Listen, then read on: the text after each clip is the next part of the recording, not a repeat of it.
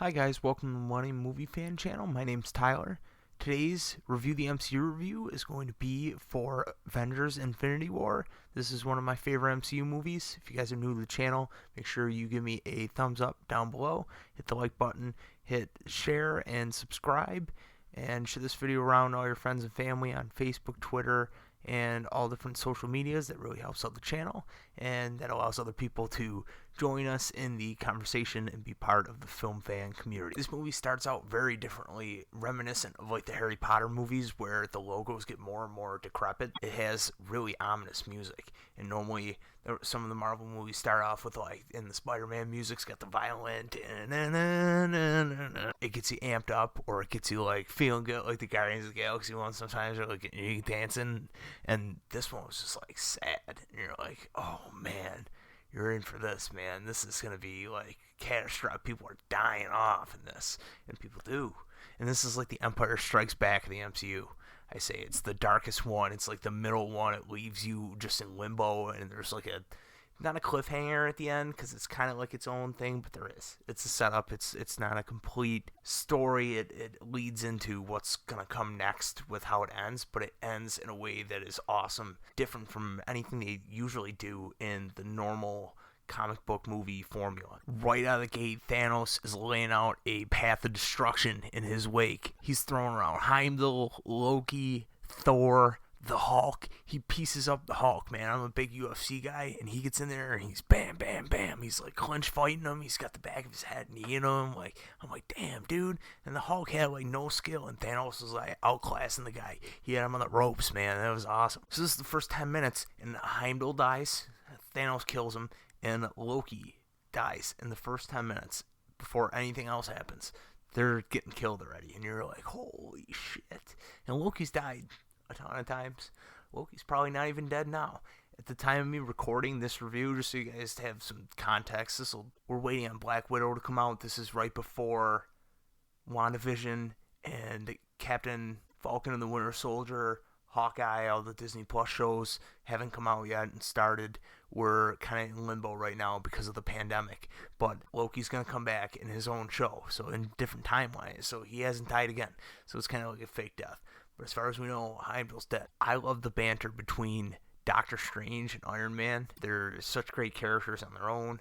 The actors that portray them are great, in Benedict Cumberbatch and Robert Downey Jr., and they have a similar attitude and similar character flaws, and when they come together, they interact just how you think they would. When they go outside to show the hair on Peter's arm standing up on the bus when he knows the alien ship's coming, he looks up and he knows there's danger, the hair on my arms always stand up, and I got goosebumps every time I see that scene. But in the theater, I was like, oh my god, he's like Spider Sense, and we see his Spider Sense in the other Spider-Man movie, Spider-Man Far From Home, but this was like, I was like, is that it? Is that Spider Sense? So the children of Thanos confront the Avengers that are in New York City. When Hulk crashes into the Sanctum Sanctorum, they have to fight him. There's some awesome funny lines in there. Robert Downey Jr. calls Ebony Maw Squidward, which is awesome. He's like, you're embarrassing me in front of the wizards. That's one of my favorite parts too. That's an awesome fight scene. They bounce around character to character, but it's not too frantic where you can't follow what's going on. It just feels like a comic book come to life.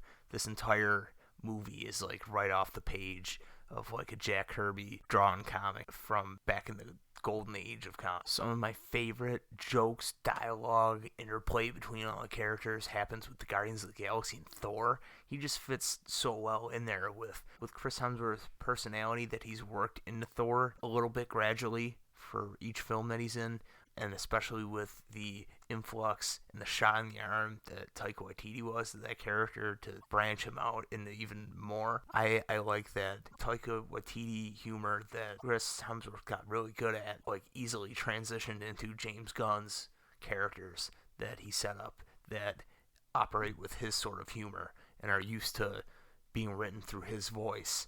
It was cool to see that they just meshed so well, and it was like you belong there. Funniest part about this movie is him calling Rocket Raccoon a rabbit.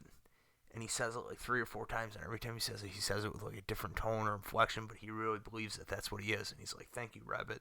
And he'll like move on from what he says, and just his voice and his accent. That gets me every time. Sweet rabbit, he calls him.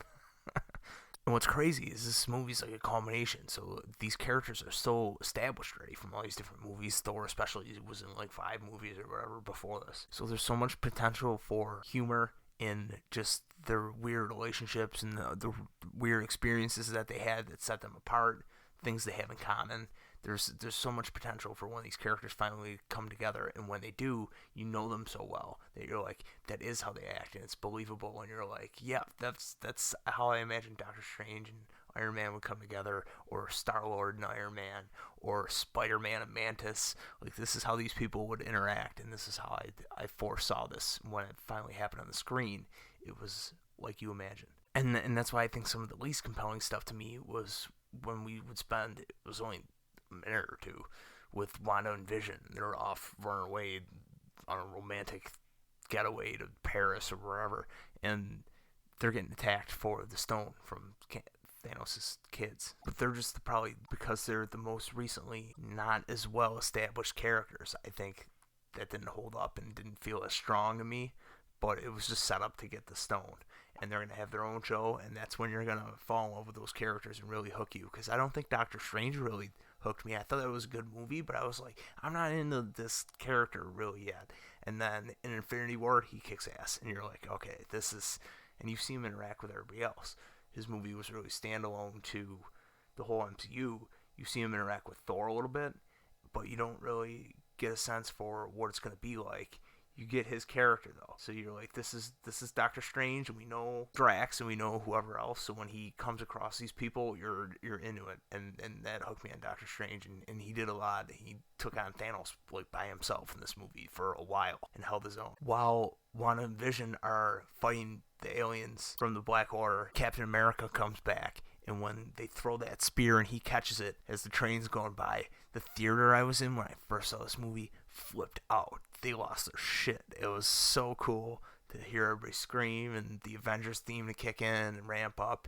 And that was a moment I'll never forget. I think what I personally like about this movie the most is that Thanos is kind of the main character. If not the main character, it's through his perspective. You see, he probably has the most lines, I think, of any character in this movie, except maybe Iron Man. We do see the story unfold through his actions, which drive the narrative, and it's his motivations that were the catalyst of this whole story. What he's trying to do, where he's trying to bring balance to the universe, because there's limited resources, and he wants to wipe out half of everyone, all life. And he has this misguided notion that this is going to be a good thing and everybody's going to be better off for having done this. They'll live better lives. But you see his relationships with his daughters, Nebula and Gamora, really unfold. They touched upon it in other movies a little bit, but we got a real taste of it in this movie. And you see his Black Order children getting picked off, and he's just like, oh, I guess Ebony Maw's dead, right? And he doesn't really sit with it, but you get real emotional scenes with him and Nebula and Gamora, especially when he has to sacrifice her for the Soul Stone. So it humanizes him a little bit, enough to be able to follow him through the story, where you're not just like, screw this guy, and why are we watching the bad guy? We want to see the heroes kick butt, which is a lot of the Marvel movies are, and I think Marvel's stance is like, no, it's about our heroes. But this movie shifted that a little bit. I don't know if they want to admit that fully, but I think everybody knows that Thanos was kind of the main character of at least Infinity War, and the Avengers really take back the reins in the second movie, and they win the rubber match. The Guardians also have great interactions with Spider-Man, Iron Man, Doctor Strange. What master do you serve? Peter Quill looks at Doctor Strange, he's like, master do I serve? What do you want me to say, Jesus? And Tony Stark's like, what, are you from Earth? That whole interaction back and forth is funny, and he doesn't know that like Minnesota or wherever he's from is on Earth. He's like, no, dipshit. Super funny. It's super funny. And those actors are so good. Like, Chris Pratt's so good with comedy. It's like, that was perfect for him. Another time in the theater where people really flipped out in this movie, showing up in the theater, that got an audible reaction from people. They were like, oh, cool. That was like a, oh, cool thing, not like a really like scream flip out thing. But when Thor shows up in Wakanda, and the battle for Wakanda is so cool, and they're all laid out, and Black Panther's badass. He's like, get Captain America's shield. Thanos is in Wakanda now, and he'll get nothing but dust and blood. And Black Panther's awesome, but dude, Thor flies in and Thanos is picking the Avengers off like butter. Thor flies in, that dude kills Thanos basically by himself. If you can't tell, Thor's like my favorite Avenger, but Thor kills the guy by himself, pretty much. He should have killed him, and that's what Thanos even says. It's like, dude, you got me. It's a good shot. You got me, but I'm still alive enough to do this. And he's like, bam, and he snaps. And in the movie, all the nerds were like, oh, he's gonna snap and destroy the thing, and nobody thought they were really gonna do it for a little bit. And then as the movie went on, I think everybody was like, damn, he's got all the stone, like they're gonna do it. Especially it was rumored that it was a 2-part. Avengers was gonna be a 2-part, and they got out before, like in front of it, and we're like, no, it's not. And I think they wanted everybody to think that they weren't gonna do the snap, and they did. And it was crazy. I was like, I don't know what this next movie is gonna be. And if you were alive during this time to see this movie at its peak and see it in theater, and then to wait that year in between with all the speculation going on, that was what a time to be alive, man. What a time for movies. This was huge for the box office, for big blockbuster movies, and it changed the movie industry. It changed pop culture. This was like big thing. This is huge. This was like our Star Wars for this generation. Star Wars came on the scene. It was this huge franchise that everybody loved, kicked ass, made a ton of money, and just was everywhere. And Marvel did that. It was a decade of dominance that all these movies, it was like 20 movies or 20-something movies, culminated up to this moment, and it didn't disappoint. But it left you on this like down ending where the villain actually won. The villain actually did what he said he was going to do, and the heroes could not stop him. They failed to stop him, and they had to deal with their defeat. And Thanos says that in Endgame, which is kind of the follow-up to the aftermath of this. And they had to deal with that and pick themselves back up and respond. And I think that was awesome. Who knows how they were going to do it, and what they ended up doing in Endgame was great. It just made Infinity War all the better for being another great movie that just cemented this MCU franchise as a whole. But this movie really holds up on a rewatch. You could rewatch this probably once a week and find new funny things of like, Thor's not that good looking, ugly, yeah, he's the ugly guy, and Tom Holland will look at like Peter Quill like, what the hell are you talking about? There's little things you pick up that this movie's great, and all the jokes will make you laugh too. You'll forget about one and you'll be like, oh yeah, he called him that name or whatever, and Thor calls the Guardians morons. Like, you might forget that he threw that little quip in there. And man, this movie is just great. The score is great. The Russo brothers always do a great job with the writing of these movies. And I just think that the characters were so well written in this movie, and the story was so good, and it left on a note that set up the next movie to be, it could be anything. And I think that's what Star Wars wanted to do with Episode 8, to leave it with like all these questions of what was going to happen. Anything could happen. I mean, we're so beaten down, and how are we going to come back from this? How are the heroes going to react to this loss? And they kind of did that with The Last Jedi, or tried, but they failed. And I feel like they did it with Infinity War, and this was incredible. I was just like, oh my god, I can't believe that Thanos actually won. There's like no post-credit scene.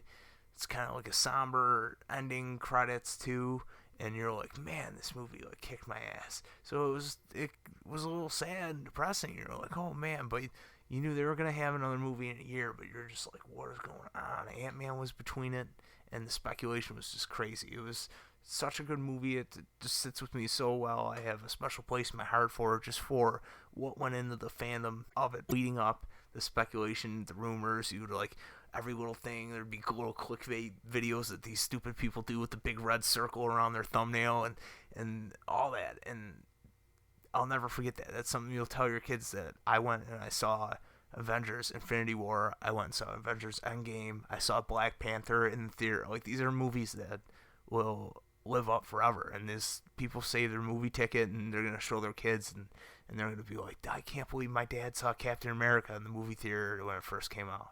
That's going to be crazy. I can't wait to tell these stories and show my kids these movies, and then go and see all the new ones when they come out with them. Continue telling these stories. But that's my review for Avengers Infinity War, guys. I love this movie. Let me know what you guys thought.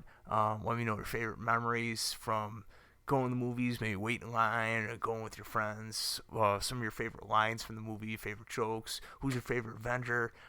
Leave a comment down below. We're pretty active down there, and I will respond back to you guys always when you comment on the video. But it's interesting to hear what you guys think, and to talk with you guys about, especially all these Marvel movies. I love speculating and shooting the shit a little bit. So leave a like I said in the beginning. Share this video around to all your friends and family on Facebook, Twitter, and social media. And I will see you guys in the next video.